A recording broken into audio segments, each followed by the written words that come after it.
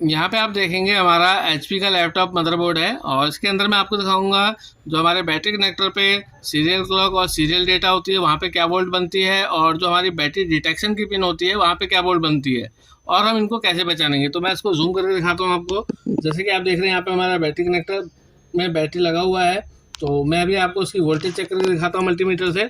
देखिए यहाँ पे मैं मल्टीमीटर को वोल्टेज की रेंज पे रख लेता हूँ और आप देखेंगे यहाँ पे अभी हमने डीसी कनेक्टर लगा रखा है इसके अंदर, और मल्टीमीटर की एक तार को मैं ग्राउंड पे रख लेता हूँ और आप देखेंगे यहाँ पे हमारी जो इस समय वोल्टेज बन रही है वो 16 वोल्ट के आसपास है। मैं आपको दिखाता हूँ थोड़ा सा, देखेंगे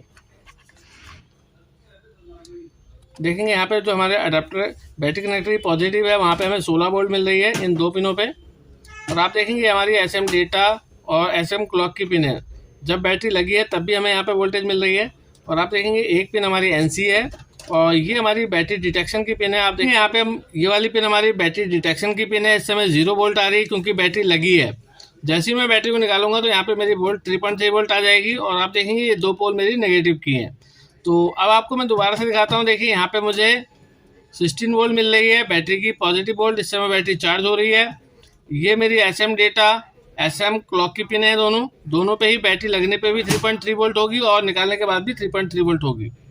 और ये मेरी एनसी की पिन है और ये मेरी बैटरी डिटेक्शन की पिन है। देखिए जैसे ही मैं यहाँ से बैटरी को रिमूव करूँगा तो यहाँ पे मेरी 3.3 वोल्ट आ जाएगी। देखेंगे आप, ये देखिए मैंने बैटरी रिमूव कर दी और यहाँ पे मेरी 3.3 वोल्ट आ गई।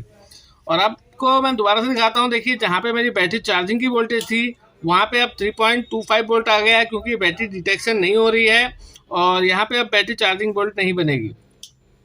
देखेंगे एसएम डेटा में 3.31 वोल्ट जो कि पहले भी बन रही थी, एसएम क्लॉक में भी मेरा है 3.31 वोल्ट जो कि पहले भी बन रही थी। देखिए ये तो एनसी थी नॉट कनेक्टेड, तो कोई वोल्ट नहीं बनेगी इस पर, लेकिन ये वाली बैटरी डिटेक्शन की पिन है।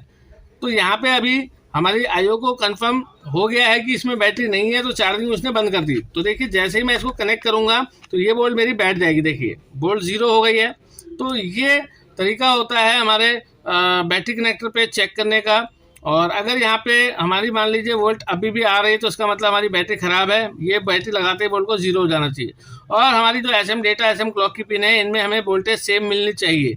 अगर वोल्ट नहीं मिल रही है तो इसका मतलब ये है कि हमारी एसएम क्लॉक और एसएम डेटा की पिन में प्रॉब्लम है, तो उसको हम रिपेयर करेंगे। ये छोटी छोटी वीडियो आपको देखने को मिलेंगी। बैटरी चार्जिंग को मैं आपको डीएसओ से चेक करके दिखाता हूँ। जैसे कि आप देख रहे हैं यहाँ पे मेरी बैटरी चार्जिंग कॉइल लगी है और कॉइल के मैं इनपुट साइड में रखूंगा जहाँ पे मेरा main MOSFET supporting MOSFET switching करके वोल्ट बनाता है। तो आप देखेंगे यहाँ पे मुझे वेव फॉरवर्ड मिल रहा है और अगर मैं आपको इसकी डिले टाइमिंग दिखाऊं तो आप देखेंगे यहाँ पे मेरा ये स्विचिंग हो रही है। और कॉइल के अगर मैं आउटपुट में रखता हूँ जो मेरी बैटरी से जुड़ा हुआ है तो आप देखेंगे बैटरी का स्ट्रेंथ ये है। देखेंगे अभी यहाँ पे मैं लगा रहा हूँ तो यहाँ पे करीब 16 से 17 वोल्ट आएगी। दिखाता हूँ मैं आपको। देखेंगे यहाँ पे 16 से 17 वोल्ट बन रही है क्योंकि यहाँ पे मैंने 10 वोल्ट पर डिवीजन पे रखा हुआ है। तो यहाँ पे इस समय मेरी जो वोल्टेज बन रही है देखेंगे यहाँ पे एक डिवीजन को पार कर गया है और करीब 13 वोल्ट के आसपास बन रहा है। और आप देखेंगे जो इसका एसएम डेटा एसएम क्लॉक की पिन है अगर मैं यहाँ पे रखता हूँ तो मैं इसको ऑटो सर्च कर लेता हूँ। देखेंगे यहाँ पे ये मेरी बैटरी चार्जिंग दिख रही है। देखेंगे जब मैं एसएम डेटा एसएम क्लॉक से हटा लेता हूँ तो देखेंगे यहाँ पे मैं इसका बैलेंसिंग कर लेता हूँ। देखेंगे यहाँ पे सेंटर पे ले लिया है। जब मैं इसके क्लॉक पे रखता हूँ उसको तो देखेंगे ये जो बन रहा है ये दिखा रहा है डेटा, यानी कि क्लॉक और डेटा को दिखा रहा है। देखेंगे मैं दूसरी पिन पे रखता हूँ। देखेंगे ये ट्रैवल कर रहा है। देखेंगे इसका मतलब है क्लॉक और डेटा आ रहा है और ये आईओ के साथ कम्युनिकेट कर रही है हमारी बैटरी।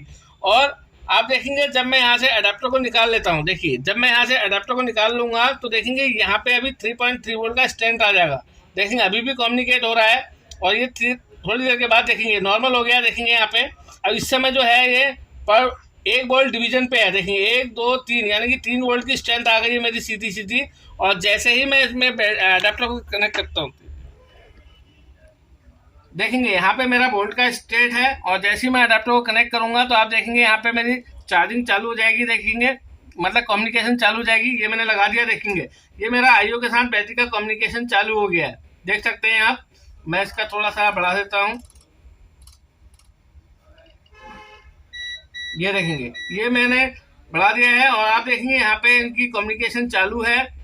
और अब मैं आपको इसकी स्विचिंग वाली दिखाता हूँ। देखेंगे जब मैं यहाँ पे इनपुट में रखता हूँ तो देखेंगे स्विचिंग हो रही है, यानी कि चार्जिंग कॉइल पे मेरी जो मेरी बैटरी चार्जिंग की कॉइल की इनपुट है वहाँ पे मुझे इस तरीके के वेव देखने को मिल रहे हैं। और जैसे ही मैं अडाप्टर को हटाता हूँ, देखिए मैंने अडाप्टर हटा दिया है तो यहाँ पे स्विचिंग बंद हो गई है। तो यहाँ पे जो है मेरे वेव खत्म हो गई है। और मैं अगर इसकी वोल्टेज आपको दिखाऊं, मैं इसको 5 वोल्ट पर डिवीजन पे कर दिया है। तो आप देख सकते हैं 5, 10, 15 यानी कि 15 वोल्ट के आसपास इस समय बन रहा है। तो मैं आपको मल्टीमीटर से भी चेक करा देता हूँ, इस समय देखेंगे। और इसको हम मल्टीमीटर से मेजर नहीं कर पाएंगे। देखिए एक तार को मैंने ग्राउंड पे रख लिया है, मल्टीमीटर को मैंने डीसी पे रख लिया है। तो देखिए 15 वोल्ट के आसपास मुझे दिखाई दे रही है।